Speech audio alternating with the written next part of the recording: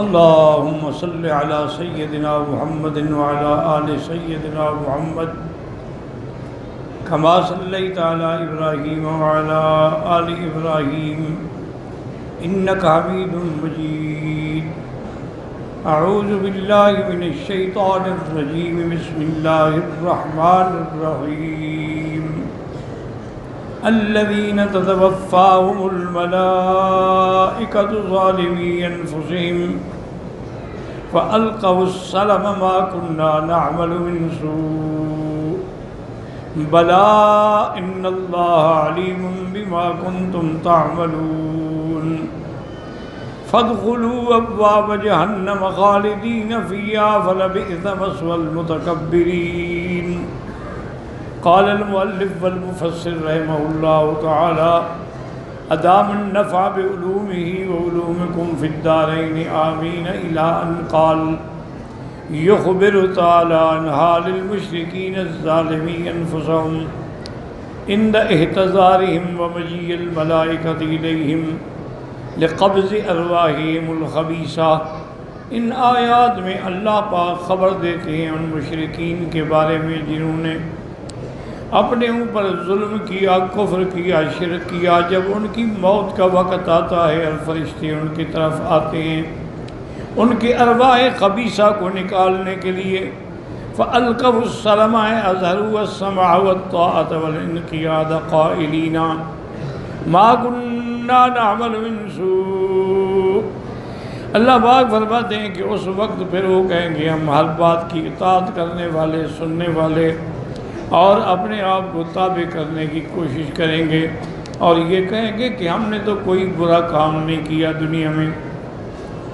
اسی طرح قیامت والے دن بھی کہیں گے کما یقولون یوم المعاد واللہ ربنا ما کننا مشرکین. یا اللہ ہمیں آپ کی قسم ہے ہم نے تو آپ کے ساتھ شرک نہیں کیا. یوم یبعثہم اللہ جمیعا فیحلفون لہ کما یحلفون لکم. جس دن اللہ سب کو کھڑا کریں گے قیامت والے دن، پھر ان سے حلف لیں گے جیسے تم سے لی. قال اللہ مکذبا لہم فی قبلہم فی قیلہم ذالک. اللہ پاک ان کی قول کو جھٹلائیں گے. بلا ان اللہ علیم بما کنتم تعملون. تم جھوٹ کہہ رہے ہو، اللہ جانتے ہیں جو کچھ تم کرتے رہے ہو. فادخلوا ابواب جہنم خالدین فیہا فلبئس مثوى المتکبرین. اے بئس المقیل والمقام والمکان من دار ہوان. یہ جہنم جو ہے بہت برا ٹھکانہ ہے، بہت برا مقام ہے اور بڑی ذلت کی جگہ ہے. لمن کان متکبرا عن آیات اللہ و اتباع رسلہ. ان کے لیے ہے جو اللہ تعالیٰ کی آیات سے تکبر کرنے والے، اللہ پاک کے پیغمبروں کی اتباع سے تکبر کرنے والے. وہم یدخلون جہنم من یوم مماتہم بارواحہم وینال اجسادہم فی قبورہا من حرہا وسمومہا. مفسر فرماتے ہیں گویا کہ وہ جہنم میں اسی دن سے داخل ہو جائیں گے کہ جب ان کی موت ہوگی ارواح کے اعتبار سے، اور ان کے جسد قبر میں ہیں ان کو بھی تکلیف پہنچے گی اس کی گرمی اور سموم جہنم کا. فَإِذَا كَانَ يَوْمُ الْقِيَامَةِ سَرَقَتْ أَرْوَاحُهُمْ فِي أَجْسَادِهِمْ. جب قیامت کا دن ہوگا تو ان کے ارواح کو ان کے اجساد میں داخل کیا جائے گا. وَخَلَدَتْ فِي نَارِ جہنم. پھر ہمیشہ کے لیے ان کو جہنم میں ڈال دیا جائے گا. لَا يُقْضَى عَلَيْهِمْ فَيَمُوتُوا فَلَا يُخَفَّفُ عَنْهُمْ مِنْ عَذَابِهَا. اب جہنم میں یہ نہیں ہے کہ موت آئے ان کی جان چھوٹ جائے، نہیں، نہ وہ مریں گے نہ ان کے عذاب میں کوئی تخفیف ہوگی، ہمیشہ وہ جہنم میں عذاب برداشت کریں گے. جیسے اللہ فرماتے ہیں النار یعرضون علیہا غدوا وعشیا. روزانہ انہیں صبح و شام جہنم پہ پیش کیے جاتے ہیں. وَيَوْمَ تَقُومُ السَّاعَةُ وَأَدْخِلُوا آلَ فِرْعَوْنَ أَشَدَّ الْعَذَابِ. اور جب قیامت کا دن ہوگا تو اللہ حکم دیں گے کہ آل فرعون کو سخت ترین عذاب میں داخل کریں. آل فرعون سے مراد ہے فرعون کی اتباع کرنے والے. یاد رکھیں، آل سے مراد یہ نہیں کہ صرف اس کے آل و عیال ان کو جہنم میں ڈالیں گے باقی کو چھوڑ دیں گے. معنی یہ آل یہ ہے کہ جو جس کی اتباع کرتا ہے، اسی لیے اللہ کا کرم ہے کہ ہم جو نماز میں درود پڑھتے ہیں اس میں اس لفظ نے اللہم صلی علی محمد وعلی آل محمد، اس سے تمام حضور کی اتباع کرنے والے، ایمان لانے والے قیامت تک جو ہیں وہ بھی اس میں شریک ہو جائیں گے۔ تو یہ اللہ کا کرم ہے۔ اگر اہل محمد کہہ دیتے تو پھر تو صرف اہل ہوتا نا، باقی تو محروم ہو جاتے۔ لیکن یہ ہے کہ حضور پاک پر درود پڑھنے والا جو ہے اور ایمان لانے والا وہ آل محمد مصطفیٰ ہے صلی اللہ علیہ وسلم۔ وَقِيلَ لِلَّذِينَ اتَّقَوْا مَاذَا أَنزَلَ رَبُّكُمْ قَالُوا خَيْرًا لِلَّذِينَ أَحْسَنُوا فِي هَذِهِ الدُّنْيَا حَسَنَةٌ وَلَدَارُ الْآخِرَةِ خَيْرٌ وَلَنِعْمَ دَارُ الْمُتَّقِينَ جَنَّاتُ عَدْنٍ يَدْخُلُونَهَا تَجْرِي مِن تَحْتِهَا الْأَنْهَارُ لَهُمْ فِيهَا مَا يَشَاءُونَ كَذَلِكَ يَجْزِي اللَّهُ الْمُتَّقِينَ الذين تتوفاهم الملائكة طيبين يقولون سلام عليكم ادخلوا الجنة بما كنتم تعملون۔ اب مفسر فرماتے ہیں کہ هذا خبر عن السعداء بخلاف ما اخبر به عن الاشقیاء۔ پہلے اللہ نے اشقیاء کافروں کا حال بیان فرمایا، اب اللہ مومنین کا حال بیان فرماتے ہیں۔ فَإِنَّ أُولَٰئِكَ قِيلَ لَهُمْ، جب ان کو کہا جاتا ہے ماذا انزل ربکم قالوا معرضین عن الجواب لم ينزل شيئا انما هذا اساطیر الاولین۔ وہ اشقیاء جو ہیں جب ان کو کہا جاتا تھا کہ تمہارے رب نے کیا حکم ہوتا، وہ کہتے ہیں نہیں پرانے قصے کہانیاں ہیں۔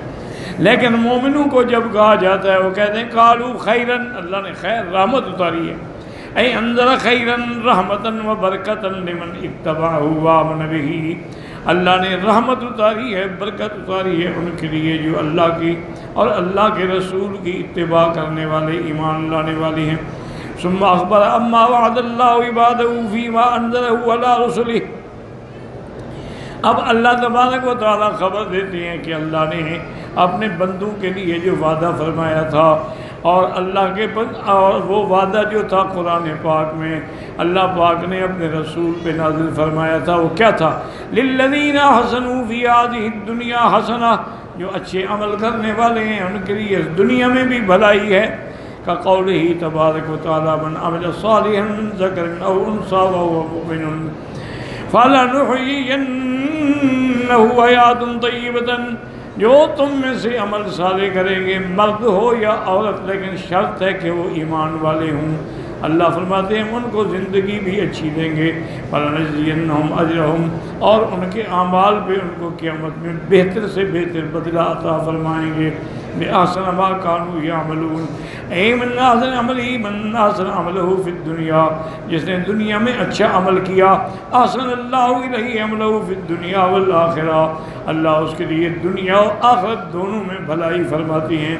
ثم اخبر بان دار الآخرۃ خیر من الحیات الدنیا، اور اس کے بعد اللہ فرماتی ہیں کہ یہ حیات دنیا سے جو ہے اصل آخرت ہی خیر ہے، یہ دنیا تو فانی چیز ہے۔ والجزاء فیہا تم من الجزاء فی الدنیا، دنیا کا بدلہ، دنیا کی جزا تو کچھ بھی نہیں ہے، حقیقتاً تو وہ جزا ہے جو قیامت میں ہوگی، جو ابدی ہوگی، سرمدی ہوگی۔ وقال الذین اوتوا العلم ویلکم ثواب اللہ خیر، جن کو اللہ نے علم دیا ہے وہ کافروں کو کہیں گے ہلاکت تو تمہارے لیے، اللہ کا جو ثواب ملنے والا ہے وہ زیادہ بہتر ہے دنیا سے۔ وقال تعالیٰ وعند اللہ خیر للابرار، اور اللہ کے ہاں جو نعمتیں ہیں وہ ابرار کے لیے سب سے بہتر نعمتیں ہیں۔ ابرار مانا وہ لوگ جو نیکی کرنے والے ہیں اور جو ذرے کے برابر بھی کسی پہ ظلم نہیں کرتے۔ والآخرۃ خیر وابقیٰ، آخرت کی حویلی جو ہے وہ بہتر بھی ہے اور ہمیشہ رہنے والی بھی ہے۔ وقال رسولہ صلی اللہ علیہ وسلم، اور خاص طور پہ اللہ نے اپنے پاک پیغمبر کو فرمایا وَلَلْآخِرَةُ خَيْرٌ لَكَ مِنَ الْأُولَىٰ، آپ کے لیے ہر بعد والی گھڑی جو ہے وہ پہلے سے زیادہ بہتر ہے۔ ثم وصف الدار وقال نعمت دار المتقین، اس کے بعد اللہ فرماتے ہیں اللہ سے ڈرنے والوں کی کیا بہتر حویلی ہے قیامت کے اندر۔ جنات عدن بدل من دار المتقین، ان کے لیے آخرت میں کیا ہوگا؟ جنات عدن مقام یدخلونہا، ایک رہنے کا جگہ، تجری من تحتها الانہار، اس کے نیچے نہریں بہتی ہوں گی، یعنی بین اشجارها و قصورها، ان کے باغوں کے اندر، محلوں کے درمیان میں نہریں چل رہی ہوں گی۔ لَهُمْ فِيهَا مَا يَشَاءُونَ كَقَوْلِهِ وَفِيهَا مَا تَشْتَهِي الْأَنفُسُ وَتَلَذُّ الْأَعْيُنُ وَأَنْتُمْ فِيهَا خَالِدُونَ، اور ان کے لیے وہاں ہر وہ چیز ہوگی جس کی وہ تمنا کریں گے، ان کا نفس جو خواہش کرے گا اور ان کی آنکھیں جو لذت محسوس کریں گی، اسی میں وہ ہمیشہ رہیں گے۔ وفی الحدیث ان الصحابۃ مروا بالملأ من اہل الجنہ وهم جلوس علی شرابهم فلا یشتہی احد منهم شیئا الا امطرت علیہ الطاعن منهم لمن یقول امطرینا کواعب اترابا فیکون ذلک۔ ایک حدیث میں یہ بھی آیا ہے کہ ایک ایسے بادل ان کے اوپر گویا کہ چھایا ہوا ہے، اور ان پر اہل جنت جو ہیں وہ بیٹھے ہیں، اور جس چیز کی بھی خواہش کرتے ہیں وہ اوپر سے مل جاتی ہے، حتیٰ کہ ان میں سے بعض تمنا کریں گے کہ یا اللہ مجھے تو کنواری لڑکی چاہیے، تو وہ بھی فوراً مل جائے، جو بھی تمنا کرے گا وہ مل جائے گا، ورنہ وہ حوریں بھی کنواری ہوں گی، قوائب اتراباً، یعنی ان کے سن عمر بھی برابر ہوگی اور پھر کبھی بوڑھی بھی نہیں ہوگی، ان کا زوال بھی کبھی نہیں آئے گا، ان کا حسن دائمی ہوگا، لیکن اگر مانگے گا تو اللہ دے دیں گے۔ کذالک یجزی اللہ المتقین، اے کذالک یجزی اللہ کل من آمن بہ واتقى واحسن عملہ، اللہ اسی طرح جزا دیتے ہیں اس شخص کو جو ایمان لایا، اللہ کے ساتھ شرک سے بچا، گناہوں سے بچا، اپنے عمل اچھے کیے۔